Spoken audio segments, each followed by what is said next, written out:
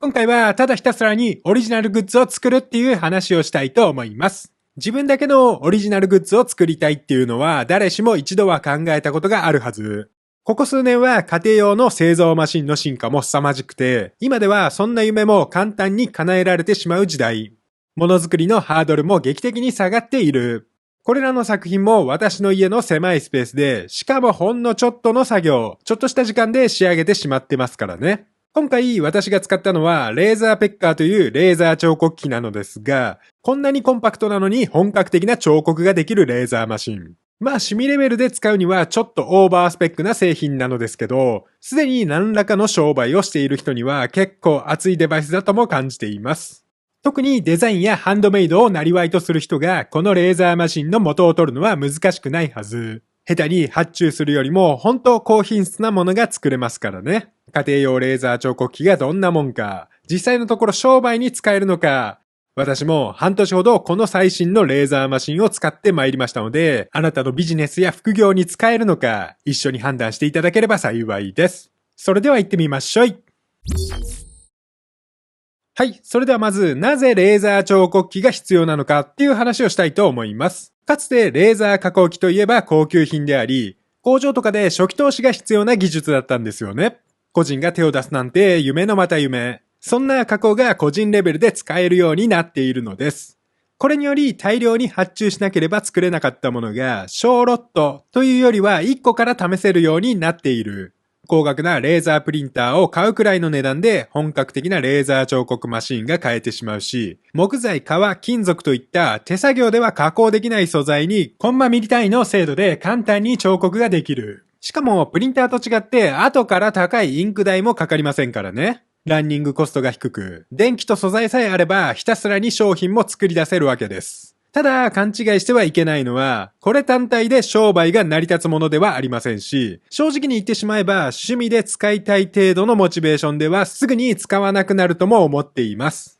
逆にもしあなたがデザインしたり、クリエイティブな活動で生計を立てているなら、いくらでも活用できる方法は浮かぶはず。ただの高いおもちゃではなく、十分に元が取れる安い投資に変わるんじゃないかなと。まあこれ単体で何かをするというよりは、今あるあなたの商売や作品にレーザーというスパイスを加えるイメージですね。実際私はここ半年ほど検証に検証を重ねて誰かのために色々とものづくりもしてきたのですが、まあレーザーでちょっと手を加えるだけでほんとびっくりするぐらい喜んでもらえますからね。自分が作りたいものを作って満足して終わりじゃもったいないし、喜んでもらえれば十分にお金もいただけるわけで、人のために使って喜んでもらって対価を得る。そこまでできて初めてこのデバイスの進化も発揮されると思っています。というわけで、ここからはレーザーマシンの選び方に始まり、使ってみて分かった注意点やデメリットについて、そして具体的にどうやってこの機械の元を取るのか、実際に商売で利益を出すためのビジネス戦略と、それらを踏まえて私が実際に作ってきたオリジナルグッズの数々を恥ずかしげもなく披露しています。概要欄には目次も作っておりますので、ごちゃごちゃうるせえなってところはすっ飛ばして、お好きなところから見ていっていただけると幸いです。それでは行ってみましょう。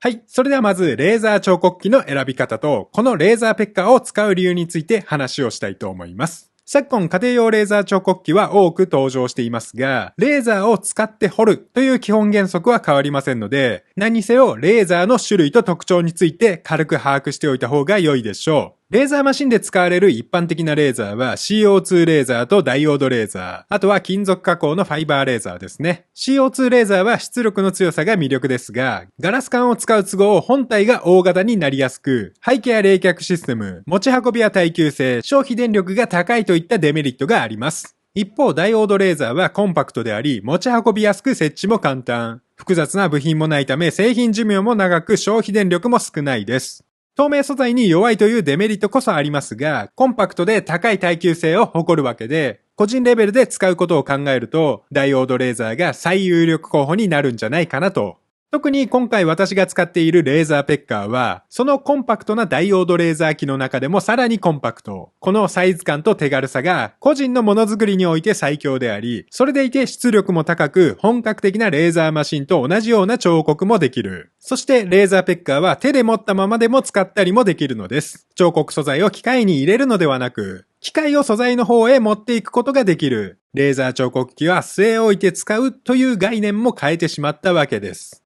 これにより大きいものや動かせないものにも彫刻できるようになるので、例えば壁とか看板とか、あるいは大きなテーブルや棚、段ボールとか車のパーツとか据え置き型では不可能だった刻印がレーザーペッカーならこれ自体を持ってって後からも加工もできる。この自由度こそがレーザーペッカー唯一無二の強み。まあレーザー彫刻機に限らず、こういった製造マシンはちょっと難しそうってイメージがある通り、実際のところを使うのも面倒で試行錯誤してなんぼってのもあるんですよね。その点、このレーザーペッカーは簡単に使えて気軽に使えるからこそ使う気になる。この気兼ねなく試せるってのがなんだかんだで重要だとも感じております。しかも上位モデルではこのお手軽さそのまま、コンパクトなサイズ感にもかかわらず、業務レベル並みの高出力を実現しており、上位モデルでは2つのレーザーも搭載しちゃってる、金属加工もできるし、家庭用とは思えないほど異次元の速さも実現。小型家電のような見た目で、中身は本格的なレーザーマシン。それでいて耐久性は高く、1万時間以上の寿命もありますからね。まあ、レーザー彫刻機って本体は高額なのですけど、プリンターのようなインクは不要なので、意外とランニングコストは安いです。高いインク代に悩まされることがない。インクを吹き付けるよりもレーザーしちゃった方が良いんじゃないか。コストという面で気軽に刻印できるってのも魅力だと感じました。はい、それでは続いて、レーザーペッカーのモデルの違いについて。現在、レーザーペッカーで販売されているレーザー彫刻機は、LP1 Pro、LP2、LP2 プラス、LP4、LP5 の5つのモデルがありますが、どのモデルを選べば良いのかって話ですね。レーザーペッカーは上位モデルになるほどパワーが強くなり彫刻スピードが高速化し、さらに LP4 と LP5 はデュアルレーザー構成となっているので、金属にも彫刻ができるようになっています。というわけで選ぶ基準は金属にも加工するかどうか、そしてあとはどれぐらいの速度で彫刻したいのか、この2点になるわけです。先ほどレーザーペッカーはダイオードレーザーを使うと言いましたが、上位モデルの LP4 は 2W の赤外線レーザー、最上位モデルの LP5 は 20W のファイバーレーザーで金属にもより本格的な彫刻ができるようになっています。LP5 はダイオードレーザーの出力も 20W と LP4 の倍へと進化しているので、木材や革製品の刻印スピードも速く、生産効率も高くなります。ただ、木材や革製品に彫刻するってだけなら LP2 でも可能であり、その速度を向上させた LP2 プラスでも十分速い。LP2 プラスは格安ながら LP4 と同等スピードで彫刻ができ、Wi-Fi 接続にも対応してますからね。LP4 は金属用のレーザーも積んだハイブリッド機ですが、金属加工で 2W の赤外線レーザーではちょっと心もとないし、金属加工せずスピードを求めるなら LP2 プラスの方がコスパが高い。金属に彫刻ができると言っても、LP4 の出力では金属を深く削ることができず、表面にマーキング程度が限界であり、LP5 でも金属加工には時間がかかるし、金属加工は難易度も高いです。金属への彫刻は木材より神経を使う部分が多くミスする可能性も高くなりますからね。商売まで考えてるなら安定して仕上げられるってことも非常に重要なので、ちょっと気軽には進められませんし、そもそも金属加工ってハンドメイドでは限界もあると思ってるので、手を加える余地があまりない。既製品に名前を入れるとか、ロゴやマークを入れるとかで終わりがち。レーザー加工がメインとなりがちなので差別化も難しいと思っています。あと、商売で使うとなると、これ1台で運用するより、複数台使って回した方が色々と効率的だとも思ってる。上位モデルは出力が高く生産スピードが向上しますが、1台で生産スピードを求めるより、2台使った方が生産効率は高くなる。複数台を使うことで効率よく彫刻できるし、使い方の幅も広がると感じています。彫刻している作業中にもう1台の彫刻の準備をしたり、1台はテスト用、1台は量産用。この辺のところは 3D プリンターを使ったことがある人ならなんとなくわかるかなと。例えば対面販売する場合も、複数のお客様の商品を同時に彫刻したり、一方で実演販売して集客したりといった方法も取れるようになります。レーザー彫刻機って加工している様子も非常に面白いので、1台をデモンストレーションで使って、客寄せパンダ的に使ったり、お客さんを貯めておく役割にも使えますからね。集客用に1台稼働させておく。下手に人を雇うより、よっぽど効果的に人も集められるのではないかなと。特にイベント出店とか、販売する時間が限られている場合は、複数台で回すことでより多くのお客さんもさばけるようになるので、高額な上位モデル1台よりもベーシックモデルを複数台用意した方が良い。レーザー彫刻機が並んでる方がインパクトもありますし、何らかのトラブルがあった時のリスクヘッジとしても何台かあった方が安心。結局のところタイムイズマネー。生産効率は利益率にも直結しますからね。この辺のところは削減できる人件費や機械損失とのバランスで価値も判断されると良いかなと。いずれにせよ LP2 や LP2 プラスといったベーシックモデルで試してみて、金属加工の活用イメージが固まってから考える点でも遅くはないでしょう。LP5 の金額で LP2 プラスが2、3台も購入できてしまいますからね。まずは木材や革への加工でレーザーの知識をつけてから金属は挑戦しても遅くはないとも思っています。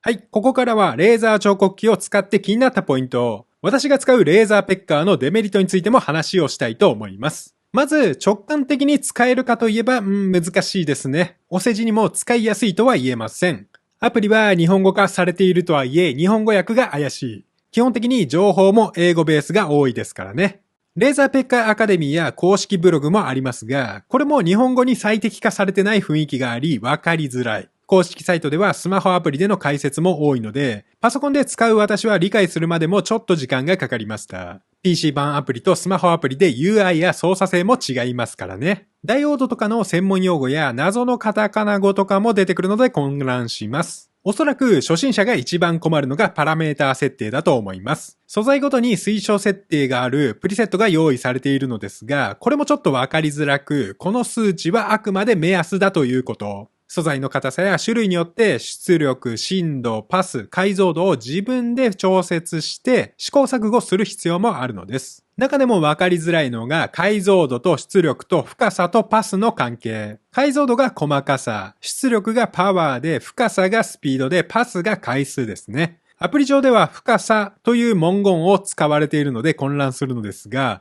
これは彫りの深さというよりスピードです。数値が低いほどヘッドが速く動き、数値が高いほどヘッドが遅く動くという意味。ゆっくり動くことで深く彫れるという感じですね。この4つの数値が何を意味するか、理解しておくことでプリセットに振り回されず、自分で好みの彫刻に近づけられるようになります。で、刻印が薄かったり、出力されなかったり、均一に彫れなかったりって時は、これらの数値だけでなく、物理的な問題であることもよくありました。例えば、フォーカスのズレ。レーザーは焦点が合ってないと綺麗に彫刻できませんし、本体が水平になっていない場合も、左右で焦点がずれてしまうので、彫刻にムラができてしまいます。しっかりとスタンドに固定できてるか、水平になってるか。あと、意外な落とし穴がレンズの汚れ。持ち運んだり、排気や煙とか、使ってるうちにレンズも汚れます。例えばこれ、レンズが汚れていて、半分彫刻できなかったり、プレビューの青い枠がぼんやりしてたら、レンズが汚れてる可能性も高い。定期的にレンズも掃除してください。まあ、レーザー彫刻機にしては分かりやすいとはいえ、直感的に使えるほど分かりやすくはなっていません。3D プリンターに比べると普及もしていないので、トラブった時の情報も少なく、使う難易度はワンランク高いイメージですね。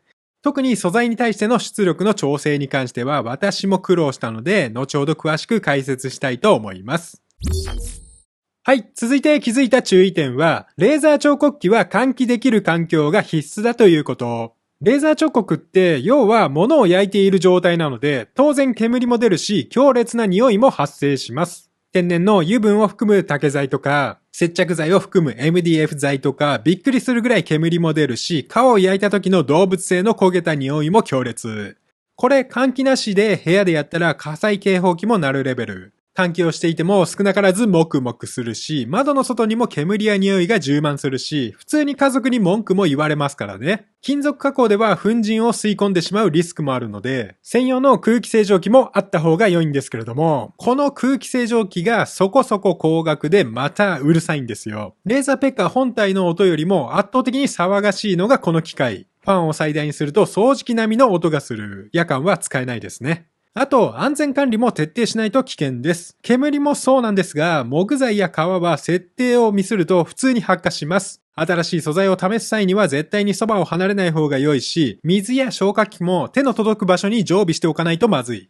外で使うにしろ、フルパワーで使いまくれば煙はやっぱり出ちゃうので、実際のところあんまり本気で動かさない方が良い。家でも外でも小物を彫刻するくらいが実用的であり、板を深く彫ったり、3D 彫刻したり、カットしたりはあんまりやりたくもない。火災リスクもある都合、彫刻し始めたら身動きも取れなくなるので、あんまり時間がかかる彫刻も避けた方が無難です。寝ている間に彫刻とかもやめた方が良いでしょう。あと、ポータブルとは言っても電源が必要ということも忘れないでください。例えば、外で使う場合は電源が必要であり、屋外イベントで使う場合はポータブル電源も必要となります。消費電力は最大 120W とそんなに高くはないのですが、ファンや PC、複数台を使うとなると結構電気は使うんじゃないかなと。参考までに電力も測定してみましたが、木材のレーザー彫刻なら 30W 前後、金属とか出力マックスで彫刻して約80から 90W ぐらいまでいくかなってレベル。私は 500Wh のポータブル電源で数日間使ってみましたが、半日くらいは結構余裕で1日フルで活用したらちょっと持たないかなという印象。パソコンをつなげたり複数台使う場合は 1000Wh クラスの電源があった方が安心かと思います。1000Wh ってのは 1000W を1時間使える容量。100W の機械なら10時間使える計算。あくまで理論値ですけどね。ポータブル電源もそこそこ高額ですけど、一家に1台あると色々便利に使えます。電源ケーブルが必須の家電とか DIY アイテムとか無線化したりもできますし、アウトドアでもあると便利で防災グッズとしてもあると安心。私は電動昇降デスクを無線化して、ワイヤレスのスタンディングデスクとして使ったりもしているのでした。はい、続いて気づいたこと。レーザーペッカーの LP シリーズはあくまでレーザー彫刻機であり、レーザーカッターを目的とした製品ではありません。カットはできるけど、カットするならレーザーカット専門の機械を選んだ方が良いです。この LP シリーズはガルバノ式のヘッド固定タイプなので、端の方に行くほどレーザーからの角度が急になり、斜めに照射するようになる。端に行くほど断面も斜めになってしまうのです。よくあるプリンターみたいにヘッド自体が移動するわけではないので、上からまっすぐカットができないのです。そして上位モデルは出力 20W あると言っても、やはりカットには向いていません。コンパクトゆえに排気や放熱に難があり、熱や煙で焦げて真っ黒になるし、少なからずすすで汚れます。マスキングテープを貼ったり、裏面から照射したり、カット後にヤスリ削ったりといろいろ試したりもしましたけど、そのまま使えるとは言い難く、そもそもこのうまくカットできる設定を探すのがものすごく大変です。ですので、もしカットをメインで考えてるなら、LP シリーズではなく LX1 のようなヘッドが動くガントリータイプ、もしくはカット専門の大型機を選ぶべきだと思いました。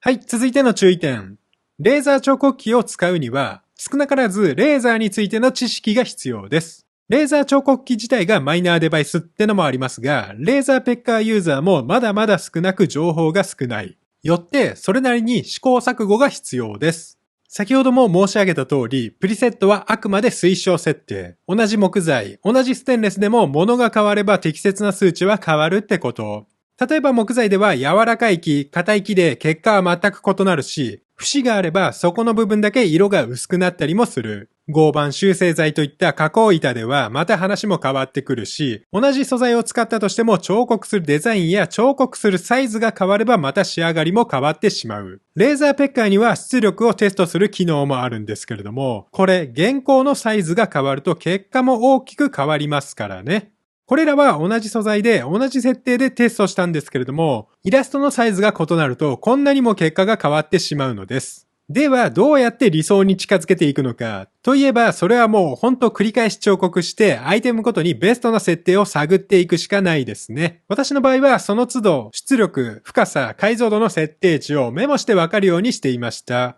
マスキングテープを貼って書いたり、なんなら私は直接マジックで記入しちゃっています。最初はパソコンの画面をスクショしながら記録もしてたんですけれども、これだと直感的にもわかりづらく、即確認もできないのでやめました。これらのサンプル作品は自分だけのレシピとして保管。失敗作ではなく、私にとっては資産。そしてこれを繰り返すことで、この素材ならこれくらいの出力と速度と解像度でって、いちいち確認せずともなんとなくわかるようになっていくのです。これが経験ですね。ですので、取り返しがつかない製品には刻印はできないし、サンプルを作って数値を確認していく手間もあります。少しも材料を無駄にしたくないとか失敗もしたくないって人にははっきり言って向いてないんですけれども、そんな私の試行錯誤の記録も後ほど公開させていただきますので、まあ少なくとも私よりは全然楽勝だとも思っています。はい、最後のデメリットは、やはりそれなりに初期投資が必要だということ。本体はそこそこ高額であり、サンプルを作るための素材も必要。いろいろやろうとすれば、さらに拡張パーツといったオプション製品への課金も必要となります。で、これらが本当に必要なのかって話。アタッチメントを取り付けることでいろいろと作れるものは増えるのですが、果たしてこれをレーザーペッカーで使うべきなのかってのはちょっと考えた方が良いと思いました。まず前提として、レーザーペッカーの LP シリーズは手軽さやコンパクトさが売りだったと思うのですけれども、アタッチメントを取り付けるとなると、この売りであるポータブル性や手軽さが薄れてしまいます。アタッチメントの取り付けも思っていた以上に面倒だったし、配線も増えて場所も取るので気軽にも動かせなくなります。例えばボトルを彫刻してから次は平らなものを彫刻するみたいに、コロコロ変えるってことはあまり現実的ではありません。本気でやるならアタッチメント専用にもう一台置いた方が良いけど、そこまでコストをかけて元が取れるのか、そんなに使うのかってのはよく考えた方が良いでしょう。特にスライドエクステンションはちょっと難しいかなと。これは LP シリーズの弱点である加工エリアの狭さを克服し、長板やグッズの大量生産を可能にするってものなんですけれども、スライドで土台が動く都合、アイテムがずれやすく、少しでもずれたら不良品になってしまいますからね。素直にヘッドが動くガントリータイプを選んだ方が良いかなと。ロータリーエクステンションは目的がしっかりと定まってるならありだとは思いますけど、これも一筋縄ではいきません。まず付属の爪が挟むサイズによって交換しないといけないので、いろいろと彫刻したいならこれを付け替える手間があります。ボルトのねじ回しする部分も複数あるので付け替える手間も尋常じゃないし、その都度レーザー照射位置を調整するのも大変でした。例えば取っ手付きのカップは物理的にセットもできませんし、そこも角張っているものじゃないと爪でしっかり挟めませんし、回転途中でずれたらやはり不良品となってしまう。そして高さの調整も大変で、サポート台が高い場合は回転軸側をより高くする必要もある。サポート台の高さが合わず、水平にできないことも多いし、水平でなければレーザー照射距離も変わってしまいますからね。指輪をやった後にタンブラーをやるとかも大変だし、大きく重いものほど回転しながらずれやすくもなりますからね。シルバークラフトをやっていた私には、ハンコで型押しではなく、レーザーで指輪に彫刻できるってのが結構魅力的に感じてるんですけれども、いろいろとマルチにやりたいってなると微妙ですね。一つのものに絞ってやるとかにした方が手間もないし、安定して商品も作れる気がしました。公式のイメージを見ると野球ボールとか歪んだものにも彫刻されていますが、レーザーの照射距離が変わればレーザー彫刻の仕上がりも変わるので、こういったものを簡単に彫刻できるとは思わない方が良いし、少なくとも私は球体には彫刻はしようとは思いません。というわけで結局のところどんなものに彫刻ができるかってのは重要ではなく、同じ品質で繰り返し彫刻ができるのか、ばらつきがなく量産できるのか、しっかりとお金を取れるものが安定して生産できるのかって話だと思うんですよ。というわけで続いてどうやって元を取るのか、具体的な販売方法の話へと続きます。はい。それでは、ここからは一番重要なお金の話。これほど本格的なレーザー彫刻機を趣味レベルで使うってだけではもったいないわけで、どうやってこの機械の元を取るのか、商売に活用するのかって話ですね。先に言っておくと、これは売り上げを保証する話ではありません。あくまで私ならどう販売するかという机上の空論。人生の半分くらいを商売に費やしてきた私としては、このハイテクマシンについても色々と思うこともあるわけで、勝手に言いたいことをここにぶちまけてみたいと思う。というのも最近私はプライベートで野菜とか作ってる関係で、地域のお祭りとかマルシェとか道の駅とかイベント販売の手伝いをすることもあるんですよね。そこでよく目につくのがクラフト系の出店、いわゆるハンドメイド販売ですね。イベント出店といっても賑わってる店舗とそうでない店舗があるわけで、レーザー彫刻機のポテンシャルもビシビシと感じております。レーザー彫刻という武器があれば、お客さんだけのオリジナル商品もその場で作ってあげられるし、思い出を残してあげることは簡単。こういったイベントではお客さんもお祭り気分。来たからには何か買いたいし、お土産も探している。観光地やイベントなら、記念品欲しさにお財布の紐も緩んでるわけで、ピンポイントに特別な商品を作ってあげれば良いでしょう。そもそもの話、こういったパーソナライズ製品の需要がなくなることはなく、イベントと組み合わせてお客様だけの商品としてちょっと一手間加えて売れば良いのです。実際、レーザーで内入したキーホルダーや金属プレートは定番であり、お客さんの名前や観光地の名前を入れるだけで、原価数十円のアイテムが数百円、数千円のお土産に化けています。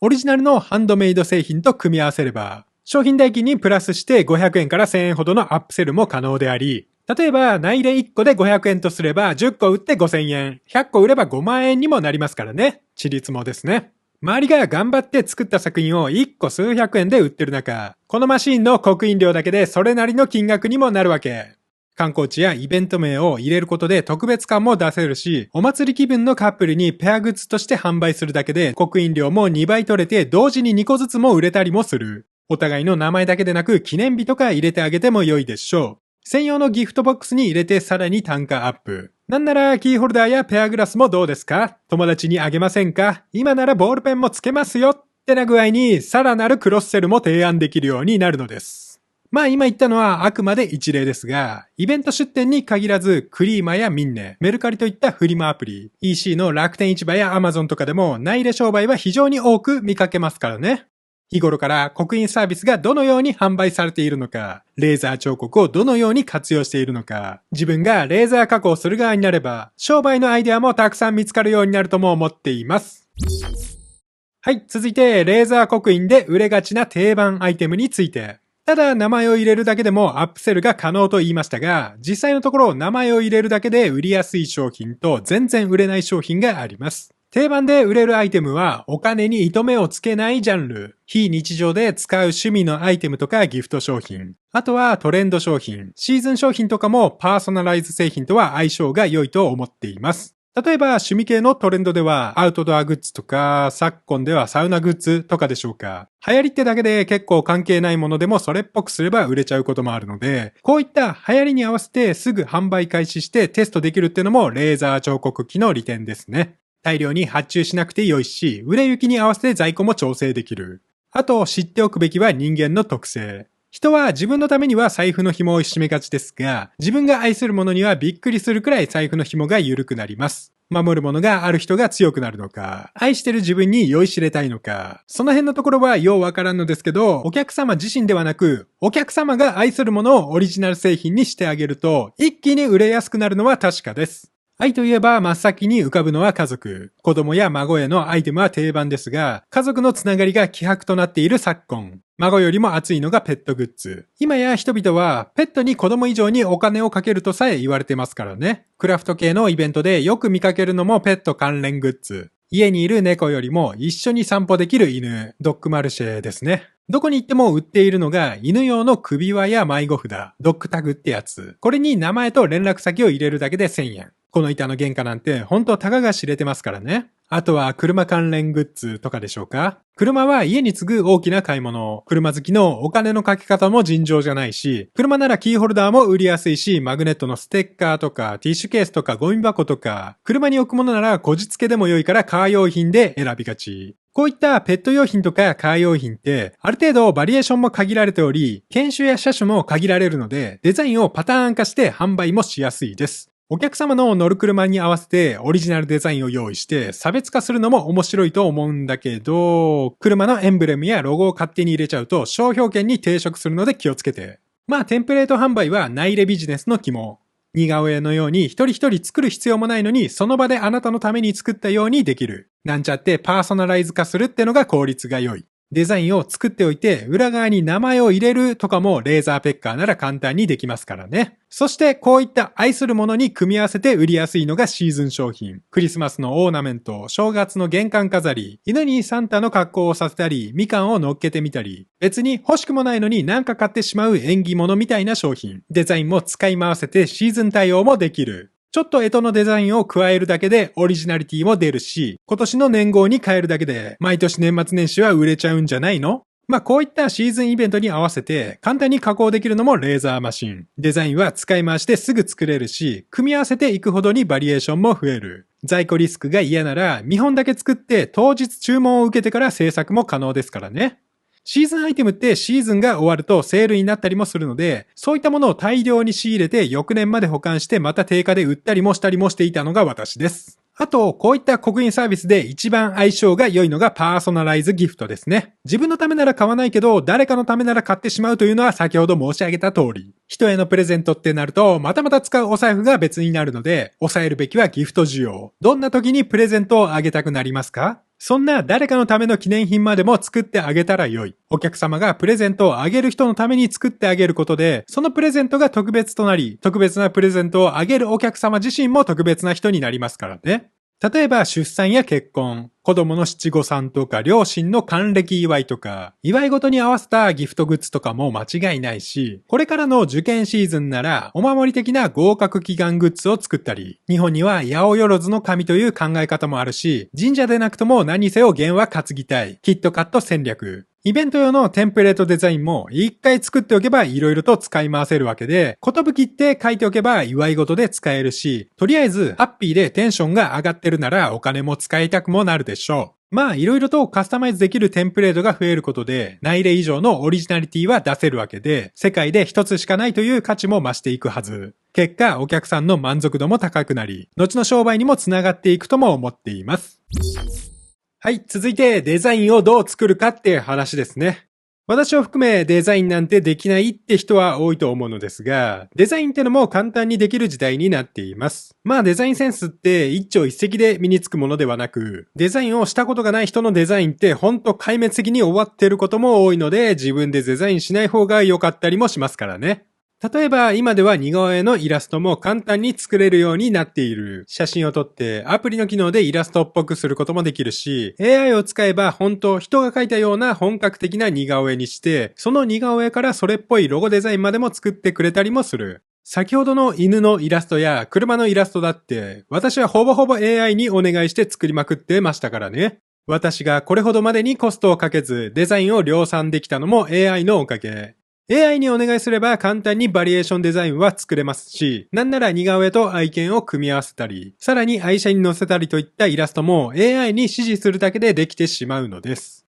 ミッドジャーニー、ダリ3、ステーブルディフュージョンにナノバナナとか。私はチャット GPT のダリ3とジェミニのナノバナナしか使ってませんが、本当日本語で指示するだけ。下手にイラスト発注するよりも質も高くてビビります。私がギフトとかでよくやってるのが、写真をアップロードして AI に似顔絵を作ってもらって、レーザー彫刻用にコントラスト高めのイラストにしてもらうこと。プロンプトとか難しい話は抜きに、この写真を似顔絵イラストにして、レーザー彫刻用にコントラスト高めにして、とか、こんな適当な文言で指示をするだけでも高品質なイラストデータにしてくれるのです。イラストさえできれば、あとは木材に彫刻するだけ。普通に写真を上げるよりも断然喜んでもらえるし、写真プリントに比べても圧倒的に安い。L 版1枚64円の時代、ちょっと大きいフォトプリントすれば1000円くらいは取られてしまうわけで、木材彫刻して額とかに入れるだけでもそれなりのお金は取れるとも思っています。私は紙袋にレーザーしたり、キーホルダーに彫刻したりして、写真とはまた別の形でプレゼントをしたりもしてますが、まあほんと、顎が外れるくらい喜んでくれるし、こっちはプリンターでフォト印刷するよりも楽だからね。これはクリスマスイベント用に彫刻したものなのですけど、本当よくできてると思う。先ほどのイラストにクリスマスっぽいデザインを加えて彫刻。これももちろん AI。まあ AI に限らず商用可能なフリーイラストやフリーフォントも多くあるし、デザインアプリのキャンバなんて無料で様々なデザインテンプレートも大量に使えますからね。写真やイラストを入れてちょっとレイアウトを整えるだけでプロっぽいデザインも一瞬で作れたりもする。名刺とか、本来は紙に印刷するものを別の素材に彫刻すれば面白い。まあ、あと、勘違いしてはいけないのが、ロゴやイラストといったデザインで物が売れるわけではありません。我々は有名な画家でもなければ、歴史あるファッションブランドでもありません。語るストーリーがなければ、ロゴに価値なんてあるわけもなく、イラストが可愛くても可愛いだけのイラストになってしまいますからね。アニメやゲームだって、そのお話が面白いからこそそのキャラクターにも価値があるわけ。デザインに正解もありませんし、結局のところ自己満足。とりあえず商売として成り立たせることを優先した方が良いし、商売を続けていれば勝手にストーリーも生まれるとも思っています。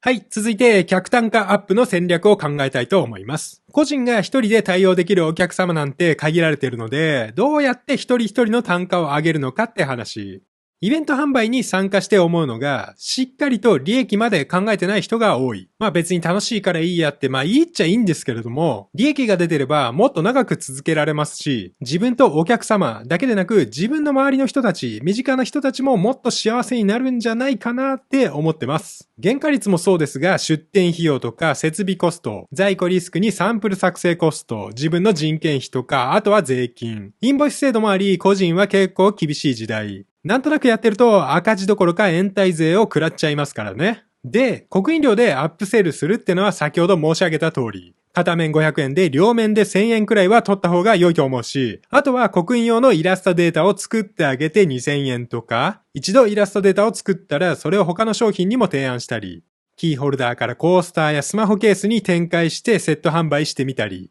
せっかくデータ作ったしこっちもどうですかって言われたらうっかり買ってしまうのが私。スタジオマリオみたいなやり方。もちろんセット販売で刻印料を割引したって良い。そもそもこういった刻印アイテムの原価は低い。刻印の手間賃よりも小売りがメイン。レーザー手数料と言いつつ商品で利益も出しまくる。セットにすればするほど1客あたりの利益は倍々に増えていくのです。さらに原価率の低い小物を事前にセット割引を提示しておくことでお客さんは勝手に得した気分でセット購入もしがち。セットがお得という心理を活用したハッピーセットみたいな戦略。ジュースの原価率なんてめちゃくちゃ低いし、わざわざジュース単品では買いに来ませんよね。そういうこと。あとは会員登録で500円割引とか、オンライン店舗に誘導すれば24時間365日自動で販売できるシステムも出来上がる。せっかく出店するなら今後につながる宣伝もしたい。これによりわざわざ出店しに行く必要もなくなるのです。もちろんこういったリピーター戦略はお客様に満足していただいてこその話。薄利多売で適当な商品を売りまくるより、しっかりとしたものを売った方が後々楽になるってこと。毎日頑張って売りまくって次の日またゼロからスタートではしんどいし、年を取るほどに年々動けなくもなりますから少しでも積み重なる商売をしていきたい。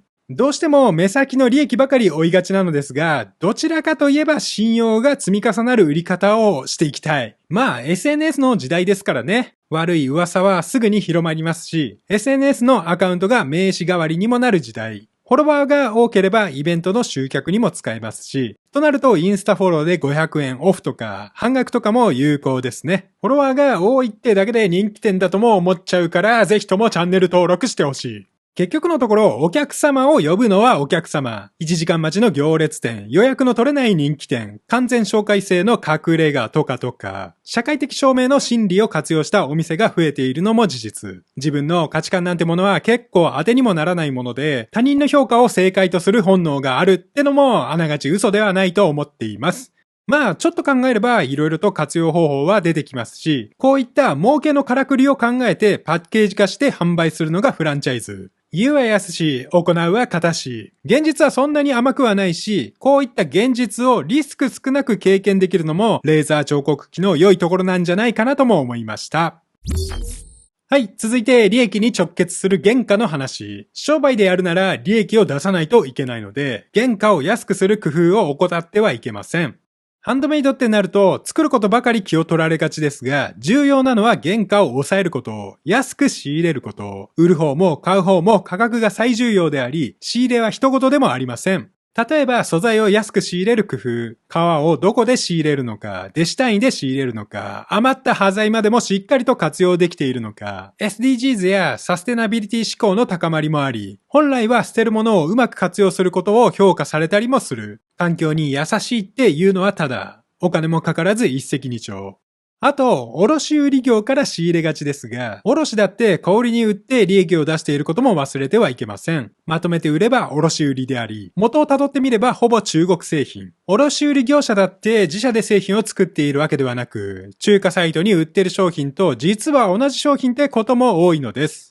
テムやシンやアリエクスプレス、中華サイトを使うってのは抵抗があるのかもしれませんが、卸売で見たような商品が卸売価格の10分の1とかで買えたりもするし、こういった商品にちょっと手を加えたものが Amazon でヒット商品になっているのも事実です。Amazon は1商品1英進。同じ商品は価格でしか勝負できない仕組みとなっているので、OEM で名前を入れたり、パッケージを作って別の商品にしちゃうって方法ですね。似たような商品が大量に並んでいるのはそういうこと。Amazon は他のプラットフォームよりも高くも販売しちゃいけないルールなので、楽天市場ではブランド名を変えたり、なんなら Amazon 限定販売と言って売ってたりもする。まあこういった原価が安い商品でも Amazon でランキング上位に食い込んでいる商品は多いので、思っている以上に安くて品質が高いものも多い。これを活用しない手はないです。個人で全部ハンドメイドってのは無理があるし、やはり集客するにしても商品が多く並んでいた方が見栄えも良い。商品は多い方が専門店っぽくなるし、なぜこちらは安くてこちらは高いのか。質の高い製品を見せ玉としてお手軽なお土産商品を売ったって良いし、逆もしかり。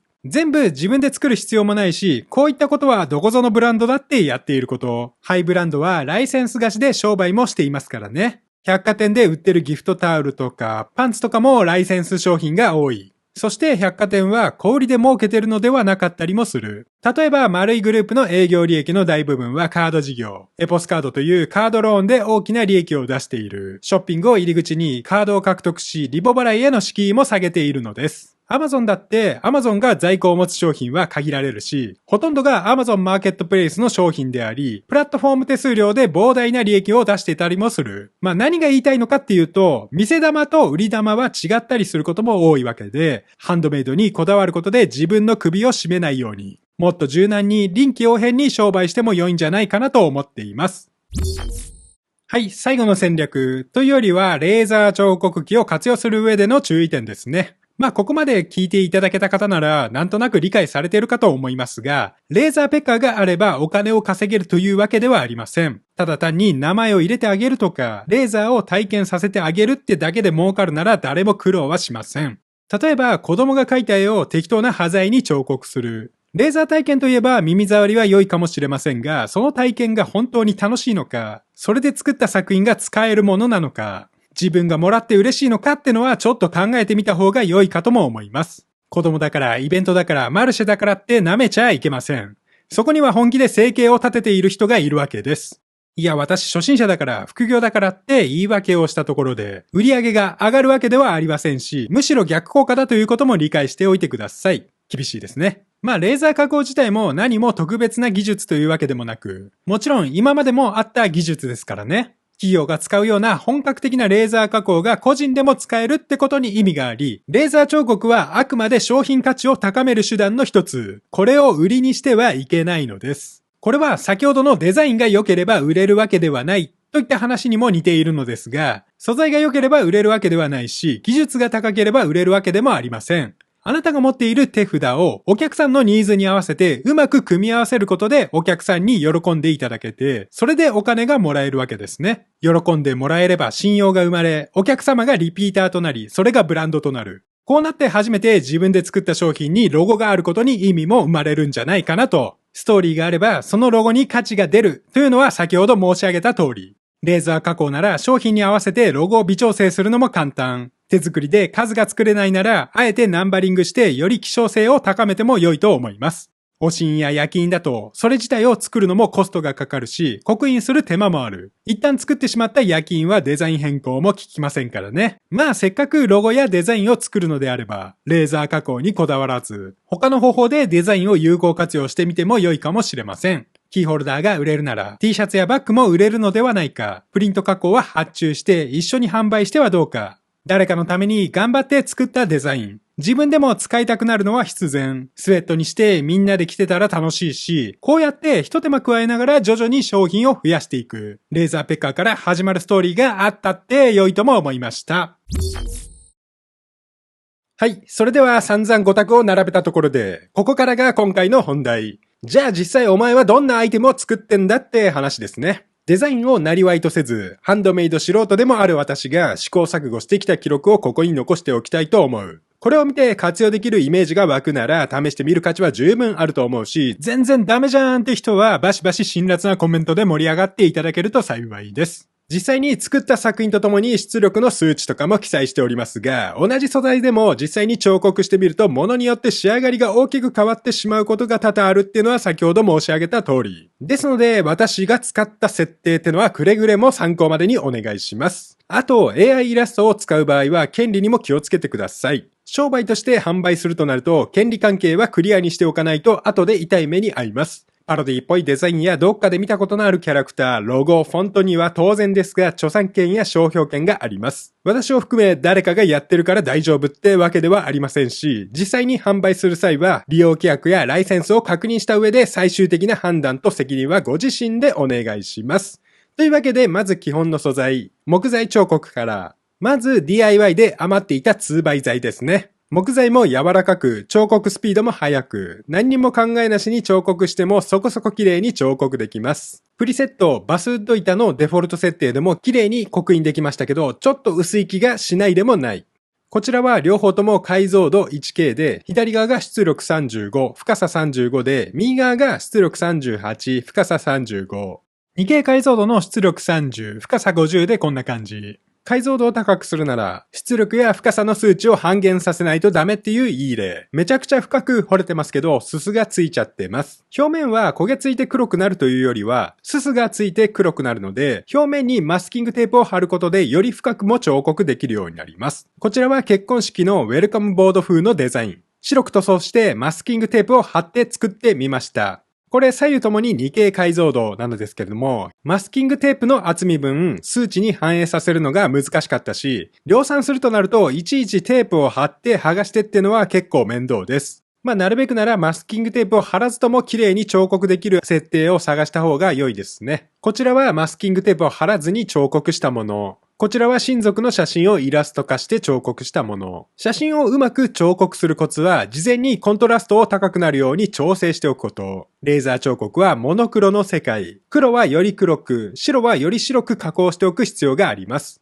画像編集アプリでもできますけど、私は AI に画像を読み込ませて、彫刻用にコントラスト高めにしてってやってもらってますし、イラスト風にしてとか、線画にしてとか、いろいろと指示することで、よりシンプルなデザインにもできるかなと。この辺は好みに合わせていろいろと相談してみても良いと思います。レーザーペッカーのアプリ上でもちょっとした画像の加工はできるし、サイズ調整だけでなく自動で背景を透過するとか、オートトリミングとかも簡単にできるので、本当作業って手間はないと思います。2倍材は厚みもあるのでそのまま置物としても使えそう。端材なんでコストもゼロ、激安メモリアルプレート。これだけでも喜んでもらえそうですが、さすがにお金をいただくのはちょっと気が引けるので、販売するならさすがに手を加えた方が良いですね。壁掛けできるようにフックをつけたり、蝶つがいをつけて見開きにできるようにしたり、ちょっとフレームっぽく装飾してあげても良いでしょう。スライドエクステンションを使えば、そこそこ大きなものにも彫刻できるようになるので、ちょっとしたイベント用の写真とかにも使えそう。ロゴとかイラストとかデザインが細かくないものは 1K 解像度で十分であり、これはこれであんまり機械っぽくなくて味があって良い気もしました。薄い板に彫刻すれば、そのまま額縁とかにも入れられますし、ちょっといい額縁に入れるだけでお高そうにも見えるかなと。続いてこちらはダイソーで買った竹材のコースター。竹は水分を多く含むからか、結構煙が出てますが、とても綺麗に彫刻ができました。左側の4枚が 1K 解像度。右側2枚が 2K 解像度。もともと汚れていた板を使ったので汚くなっちゃってますが、ものすごい綺麗に彫れててちょっと感動しました。1K でも十分綺麗に彫れてますけど、2K 解像度だと細かいってのもあるけど、濃く深く彫れるので高級感がありますね。こちらはどちらも 2K で彫刻した竹材。設定は同じなのですけど、イラストが違うので色の濃さが変わっています。やはりシンプルなイラストの方が彫刻向きですね。こちらはちょっと高級そうな腕時計のケース。竹のコースターと同じ出力でやったんですけど、中央はうまく彫れず、端の方はすすがついてますね。何の素材かもわからないし、なんか表面に塗られてたのかもしれません。こちらは100円均一で6枚セット100円で買った MDF の板。左側が 1K 解像度。右側の3枚が 2K 解像度。竹材と同じく 1K 解像度でもめちゃめちゃ綺麗に刻印できています。MDF も非常に綺麗に彫刻できるんですけれども、結構煙が出るので気をつけてください。あと 2K でしっかり彫刻するのは時間がかかる。数十分という単位で煙が出続けるのも厄介でした。はい、続いて一番気になるキーホルダー。小さいので持ち運びやすく、原価も安く、上げやすいし売りやすい。木材キーホルダーのバリエーションも一通り買って試しましたが、やはり物によって機能硬さや色味も異なるので、設定が同じでも微妙に色味が異なったりしました。こちらは丸いキーホルダー。1K 解像度のバスウッド板のデフォルト設定でも十分綺麗に掘れれますね。キーホルダーなので細かいデザインだから 2K の方がいいんじゃないかなと思って私は 2K メインで出力していました。パワー25、深さ10から15くらいでやってましたけど、線が細いものは深さ20くらいでもうちょっと出力も上げたりもしてましたね。こちらは横長の四角いキーホルダー。こちらは横長の丸いキーホルダー。一個一個出力設定とか説明してたらちょっとキリがないんで、ざっと置いておきます。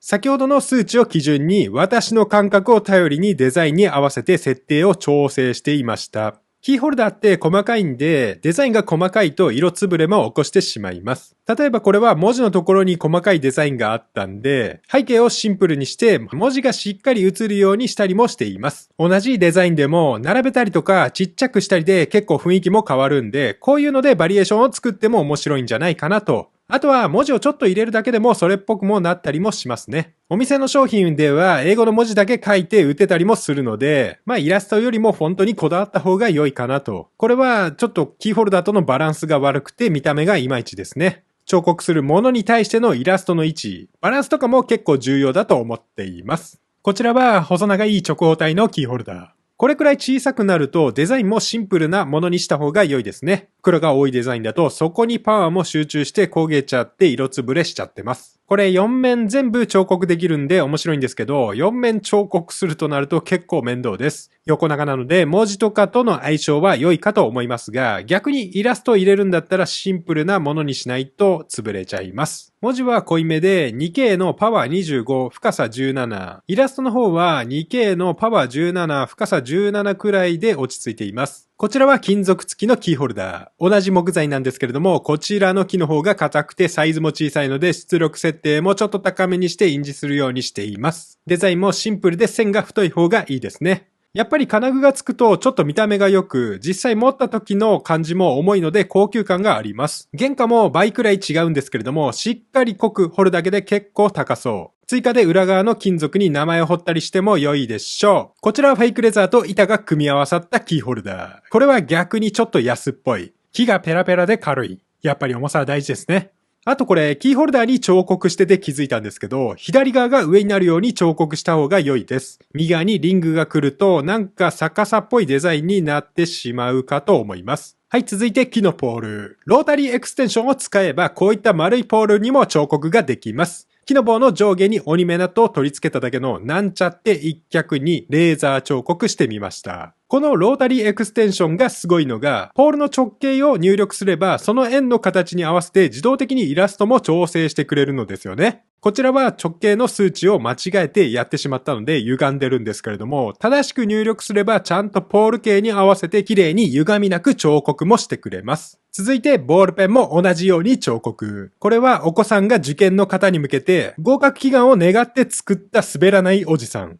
出力設定はこんな感じ。ボールペンって横に長いんでデザインは一目でデザイン全体が入るように横長のデザインにした方が良いですね。円に沿わせて彫刻しても一目でデザインがわからないと戸惑います。合格祈願ということでお坊さんとか神主さんとかでも作ってみたんですけれども、頭も体も見えなくてこれヤクザみたいだし、神主さんもただ頭が長い人みたいになっちゃいましたからね。あとキーホルダーと同じくボールペンの印字にも向きがあります。左側がペン先に来るように彫刻した方が良いかなと。たまに逆に印字されたものとかも見かけるんですけれども、左側が下で正解かなと。一応板のカットとかも試してみましたけど、確かにカットはできるんですけど、綺麗にカットするための設定がよくわかりませんでした。出力強く深さ深くすればススはつくし、出力弱めでパスを増やしてもやはりススはつくので、綺麗にカットするってのが目的だと難しいと感じました。マスティングテープとか、イラスト反転して裏側カットとかも試したけど、あんまり実用的ではないのではないか。というのは先ほどデメリットの部分で申し上げた通りです。DIY とかやってる人なら自分が作った作品にロゴデザインを入れられるっていうのはめちゃめちゃ楽しいと思います。ロゴが入るだけで本当どっかのブランド品っぽくなりますますからね。こちらはサウンドバーをモニターアームに固定するために作った、一見すると何の変哲もない板なんですけれども、カットしてヤスリ掛けして折り目ナットをつけて塗装してからのレーザー加工。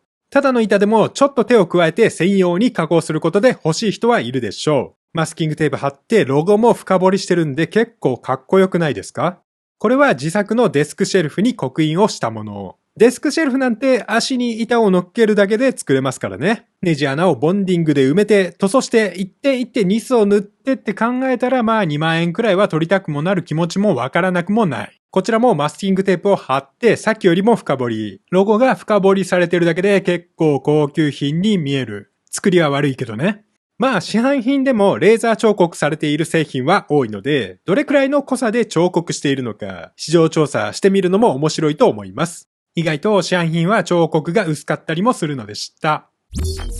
はい、続いて定番なのが革製品。レーザーでレーザーに彫刻していきたいと思います。まずは合成比較のキーチェーン。薄くて柔らかいので木材に比べたら出力は低めでもしっかりと彫刻ができます。ただ色味によって彫刻の目立ち方が違うので、濃い色になるほど出力は高めにした方が良いかなと。こちらは丸い革のキーチェーンで、茶色とかベージュとかは結構色濃く彫刻できるんですけれども、赤とか黒は同じ設定だと色が薄く感じますね。1K 解像度のデフォルト出力だとちょっと薄い気もしたので、私はちょっと濃いめに彫刻しています。彫刻っていうよりは焦がして黒く色付けをするという感じ。木材に比べるとしっかりと黒くなりますし、あんまり強くすると穴開いたり焦げたりもしてしまいますからね。こちらは四角い形のキーチェーン。横向きに印字するなら、やはり左側が上になるようにした方が良いと思います。私は結構途中まで気づかず、ほぼ逆さに彫刻もしちゃってますけどね。出力設定はこんな感じ。こちらはターコイズ色のキーホルダー。色が薄めなので、出力も低めで淡く彫刻したくらいが上品で良いかなと。逆に白いキーホルダーは結構強めに出力しないと彫刻されませんでした。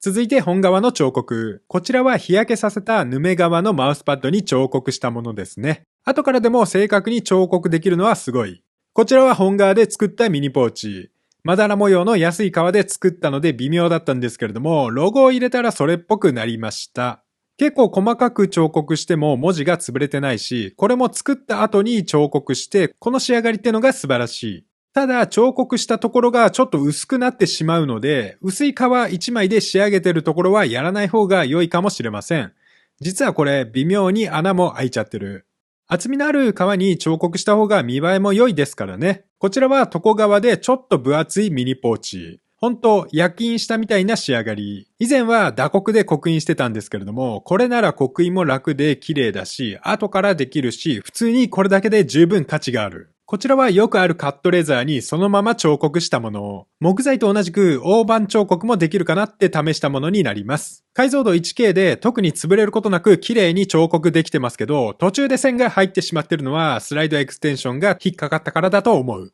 一応レザーでもカットを試してみました。レザーは薄いので木材よりもカットが簡単かと思ってましたけど、皮にはタンパク質や油分があるのでベタベタ煙が出やすく、すすがつきやすいです。特にレーザーペッカーは上にファンもあるので表面が汚れやすい。裏側からカットすればまあ使えなくはないけど、やはり調整が難しい。熱で皮も微妙に縮んだりするし、ここまでするなら私は手でカットするかなと。結局ヘリの処理やヤスリ掛けと手を加えるわけですからね。まあレザーも木材と同じで、皮の種類やなめし加工、塗装方法とか生地の厚さとかでも仕上がりが変わってくるので、これもやはり色々と試す必要があると感じました。あと、皮は木材と違って柔らかいので、後から手作業で色々加工できるのも良いところ。レーザーの応用の幅も木材に比べて広い気もしました。例えば、事前にデザインを並べてパターン化して彫刻して、モノグラムデザインみたいにしてからレザークラフトをしてみたり、手でカットしたレザーとレーザー彫刻を組み合わせて、より立体的なデザインにしたりとか、いろいろと応用的に使える気もしました。革製品をハンドメイドしている人なら、端材も勝手に出ますからね。歯切れもレーザー彫刻があることで有効活用できるようになる。私は余った歯切れでトレイやコースターを作ったりもするのですが、レーザー彫刻があるだけでちょっと見栄えが良くなる。ヘリをカットして手縫いをすれば、ちょっとおしゃれな本革コースターの出来上がり。ちなみにこれはブライドルレザーの床革です。床側ってめちゃくちゃ安いんで、私は丸々1枚、半歳で買うことも多い。普通は芯材とか見えない部分に使うことが多いと思うんですけれども、これブライドルなんでロウが染み込んでいて、厚みもコシもあるし、水も弾いてくれる。一枚革で仕立ててもペラペラにならないからカットや接着の手間も少なくて済む。価格が安いんだけど腐っても本革。サステナブルで SDGs も名乗れて一石三鳥。私のデスクのマウスパッドやデスクマット、コースター、リストレストと全部ブライドルの床革で作ってみたんですけれども、もう何年もハードに使ってますが全然ヘタレもしないですからね。使っているうちにローも馴染んでくるし、アウトドアグッズとかとも相性が良いんじゃないかと思ってるんですけれど、なんか問題ありますかね？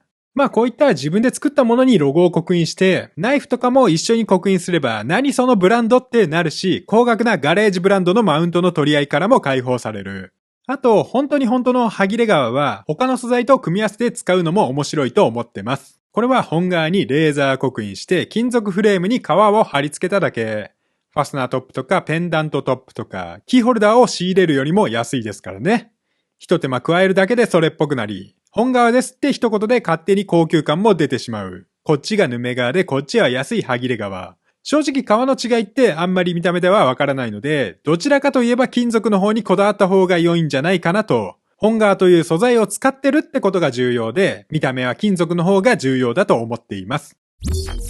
はい、続いてよく使っているのが紙や布への彫刻。紙に彫刻できることでほんとプリンターのように使えます。ちょっとした厚紙に刻印するだけ、ギフトカードとか名刺とかハガキとかオリジナルコースターとか簡単に作れますし、スタンプみたいに使っても面白いなと。ただ紙は薄くて燃えやすいので、出力設定がまた全然違いますからね。解像度 1K だとうまくはまる設定値が見つかりませんでしたので、私は 2K 解像度、出力100で深度1で使うことが多いです。もちろんこれも紙の素材。紙の色で数値も変わってきますので試行錯誤は必須。気づいたら燃えてたこともあったので、低い数値から徐々に調整していくことをお勧めします。薄い紙だと穴も開いてしまうので、薄い紙袋なんかには使えませんし、薄いってことは軽いので彫刻もずれやすいです。レーザーが当たるだけでもずれたりもしますからね。手提げの紙袋くらいの厚みがあればとても綺麗に印字できます。ショッパーみたいなのは簡単に作れるし、これで梱包してあげたら、これまためちゃくちゃ喜ばれるでしょう。これも解像度 2K で出力100で深さ1ですね。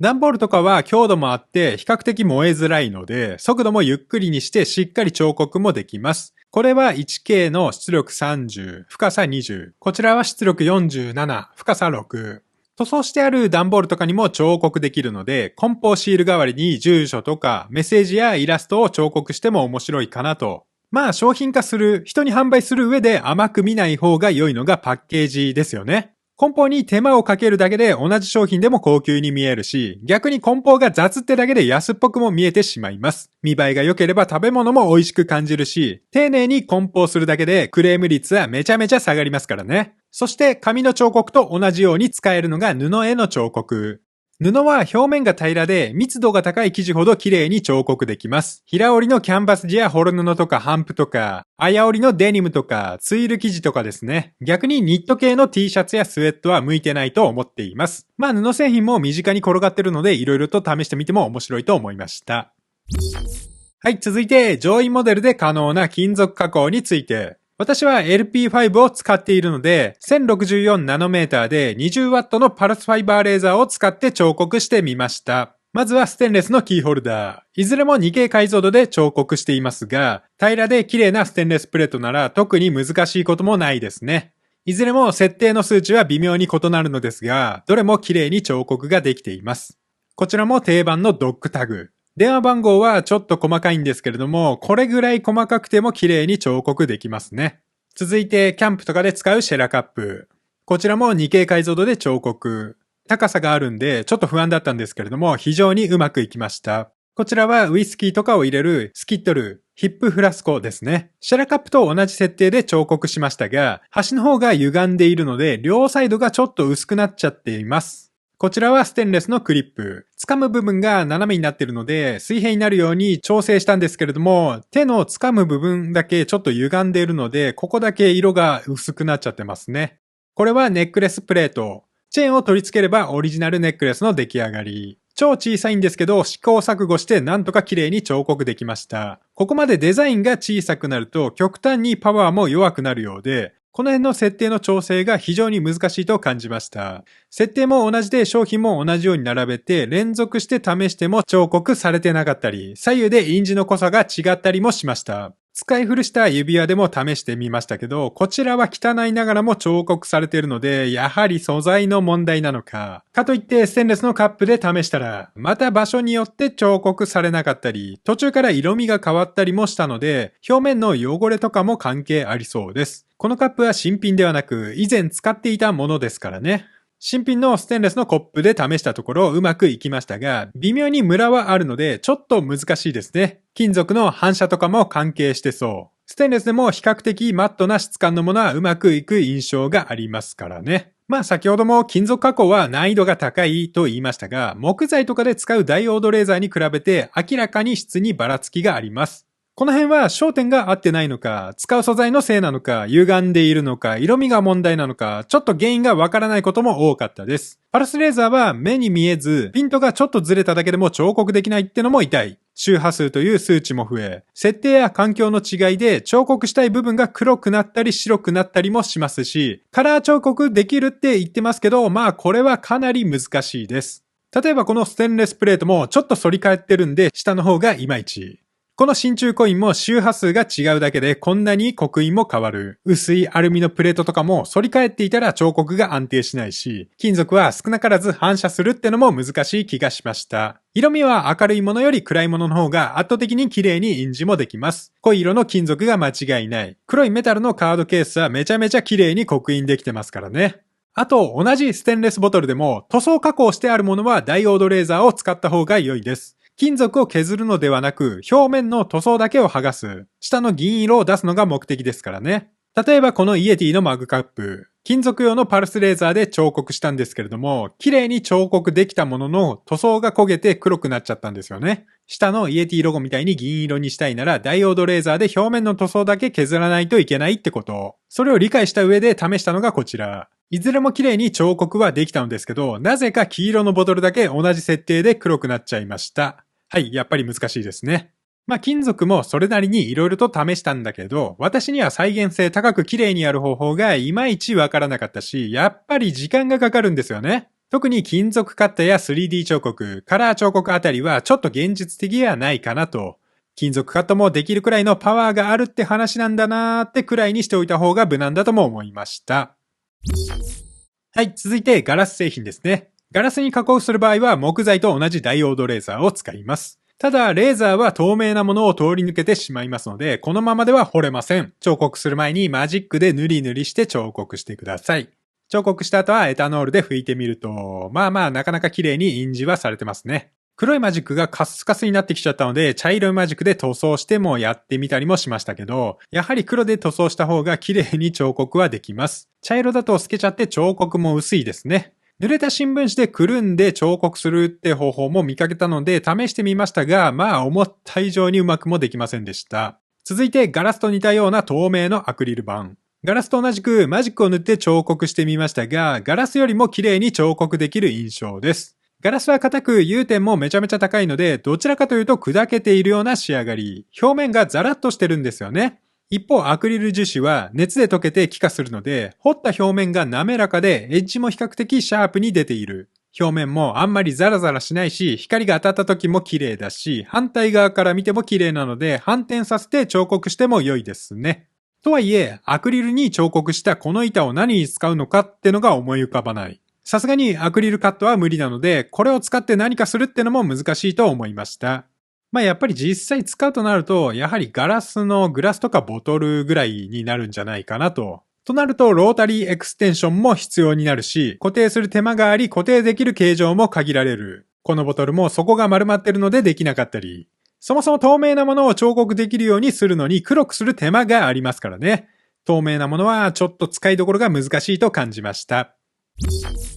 はい、最後にその他の素材についてさっくりと。レーザー出力が強いので石や陶器とか結構硬いものも頑張れば彫刻できます。ただこれも白っぽいとダメであり、セラミックってツヤツヤしているものも多いので、基本的に黒のマジックとかで塗りつぶす必要もありました。試しにお皿に彫刻してみましたが、どちらかといえばマーキングですね。こちらは白いバターケース。いろいろと設定変えて試してみましたけど、インクの塗りが甘いのか、出力が弱いのか、こんな感じになっちゃってます。色がついた陶器のコースターとかも試しましたけど、ほんとうっすらですね。結構高出力で長い時間かけてもこんな感じなので、ちょっといろいろと試行錯誤するのも難しいですね。あとはシリコンコースターとかに彫刻してみました。まあ悪くはないし、実際に愛用してるんですけれども、シリコンが白っぽくなっちゃったので人にはあげられませんね。彫刻というより溶かした感も出ちゃってますので。こちらはコーヒー用のウォールマグ。おそらくポリプロピレン素材なので溶けやすく、実際に彫刻してみたところ溶けた感じの刻印となりました。